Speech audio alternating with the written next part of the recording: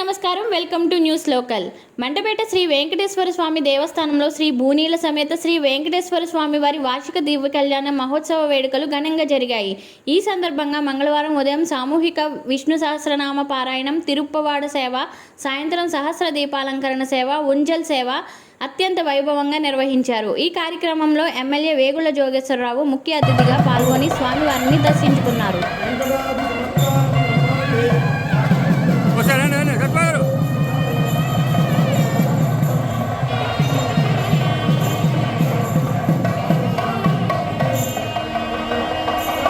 తప్పట్లో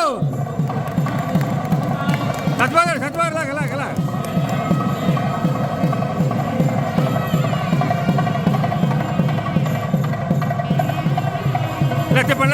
చెప్పండి ఫోటో.